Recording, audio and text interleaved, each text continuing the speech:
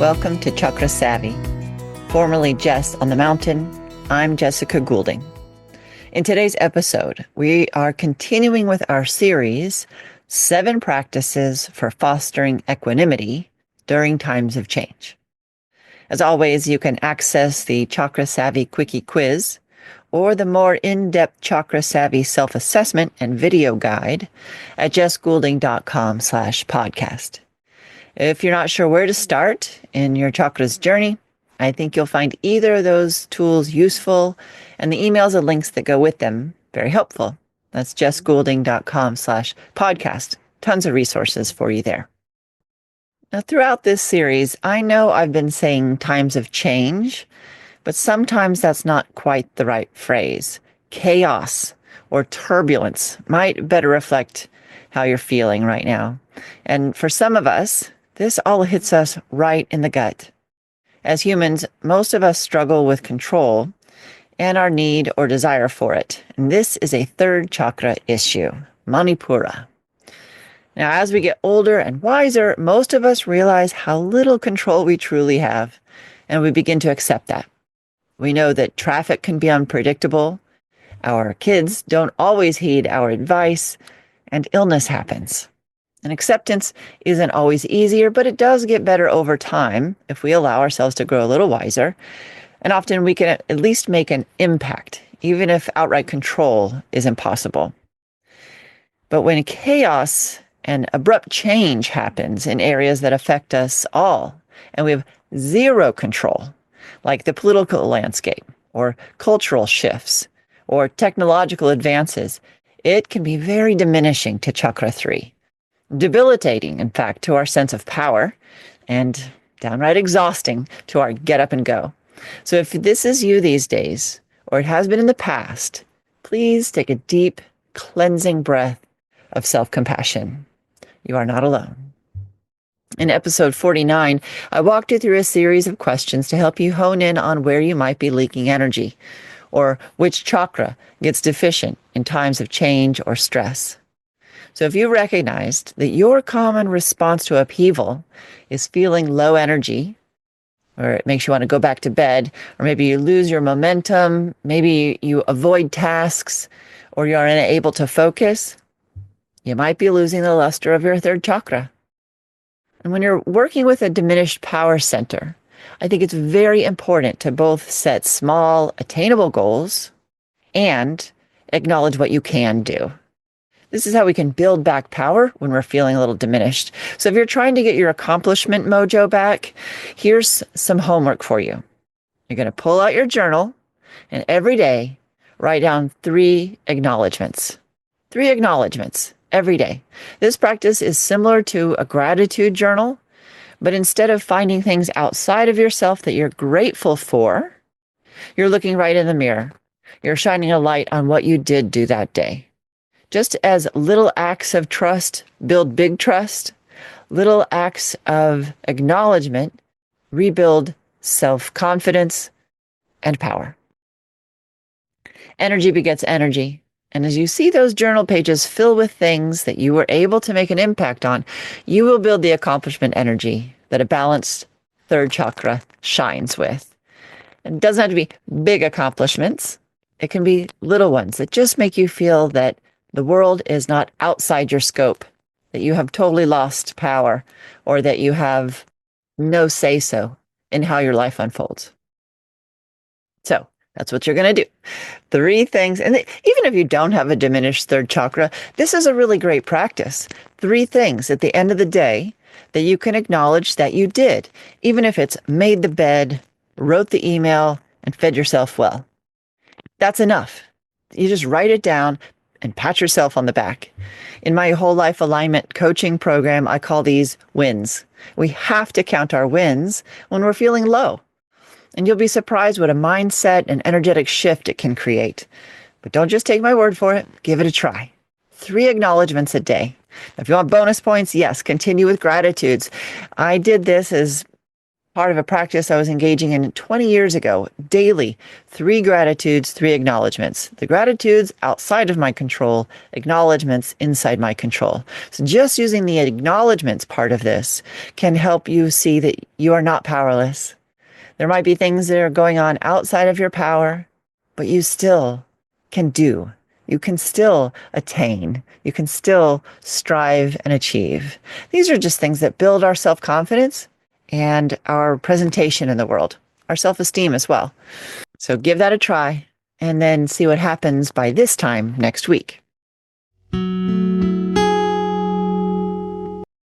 Ready to align your life with your highest intention? Join the Chakra Savvy community for Savvy Intentions, a free new moon intention setting meetup held online every month. Each session focuses on one chakra at a time, embracing the wisdom of the chakra system to guide your intentions and transform your life. This 1-hour online circle is your opportunity to connect with like-hearted souls who love yoga, chakras, and intentional living.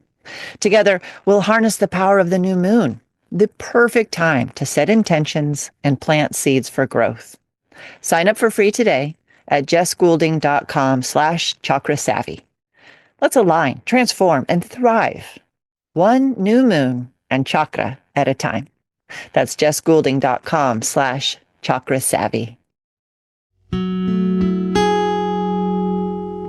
Now I want to take you on a little practice that uses some of my favorite tools from Chakra Savvy Reset Your Life game plan for third chakra. We're going to do solar plexus pat, Bhastrika, pranayama, chanting Ram, the seed sound of third chakra, and a little visualization.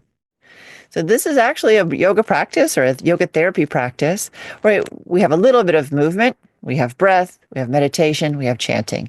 These things come together to really energize us. And each chakra has a myriad of tools that you can use in this regard. They each have a seed sound.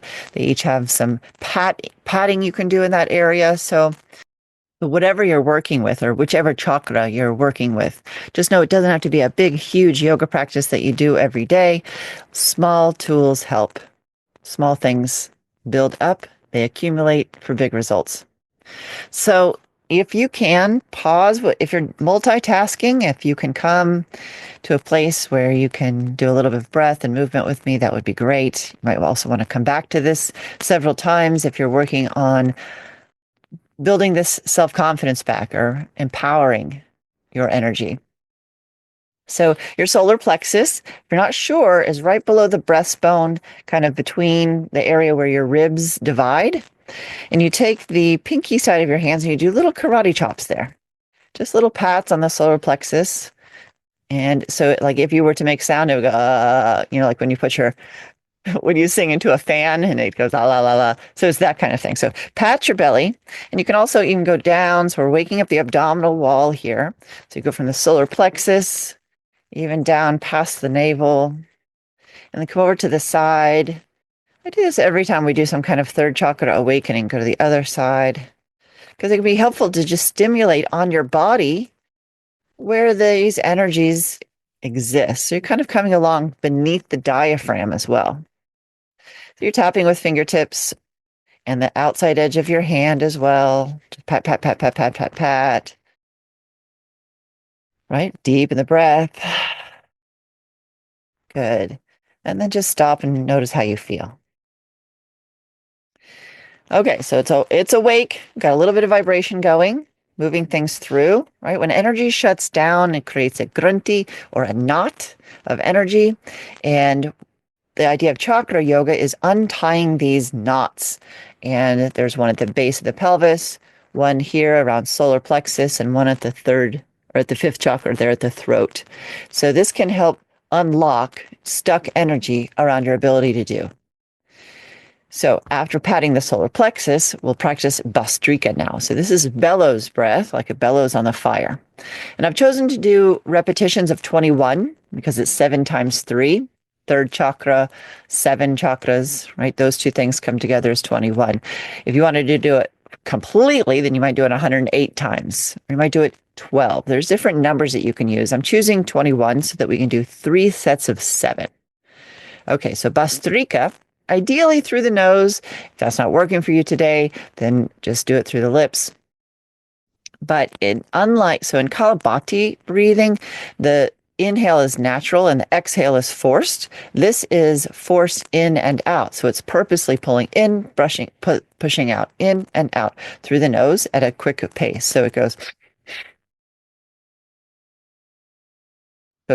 forced in, forced out. You're really doing a bellows on a flame. Okay, so take a nice practice with me here. Take a nice deep breath in. Exhale all the way. Breathe in halfway and begin.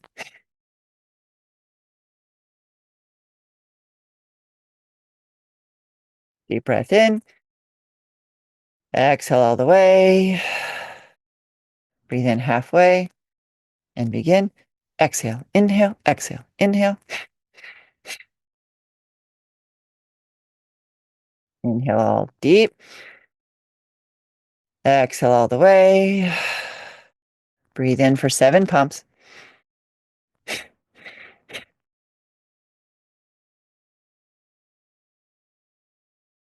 Deep breath in and hold it. Lift your pelvic floor. Retract your chin. Bring your energy up to your crown. Let it go. Rest one hand lightly on your belly, on your solar plexus. And we'll chant the seed sound Ram, R-A-M, 7 times, 3 cycles. Take a deep breath in. Exhale all the way. Breathe in to chant. Ram, Ram, Ram, Ram, Ram, Ram, Ram. Breathe in. Exhale all the way. As you chant, pull the belly back, a deep R sound from the belly. Inhale. Ram, Ram, Ram, Ram, Ram, Ram, Ram. Deep breath in. Exhale all the way. All right, so pull that navel back strong as you chant. Inhale.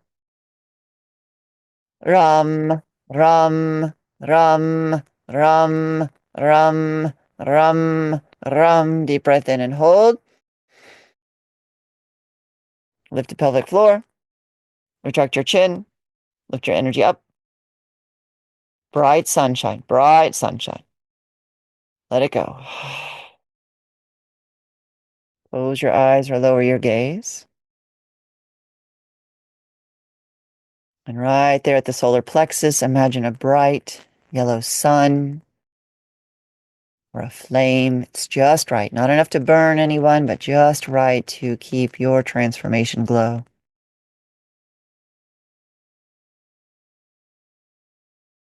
An image, this inner flame, perfect for you and what you need to get done.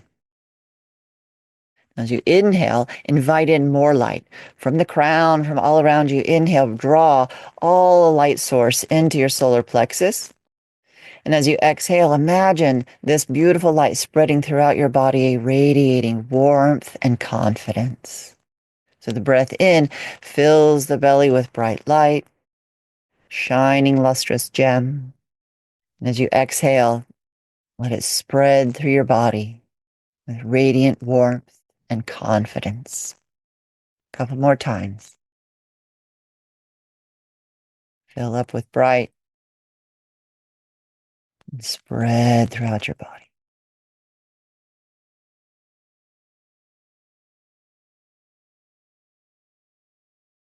Warmth and confidence.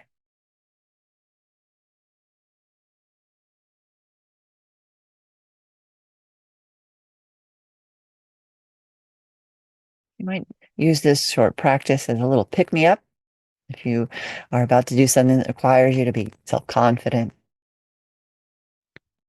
You might use it as an energy shift if you felt powerless coming out of a meeting or a conversation, just to get that mojo back. Or if you've let a little too much news in and you're feeling diminished and powerless, do this and own the power that you do have. Okay, so I encourage you to keep doing this and go ahead and write those 3 acknowledgments, even right now. Maybe they're coming to mind because you're prepared. 3 acknowledgments. What did you do today?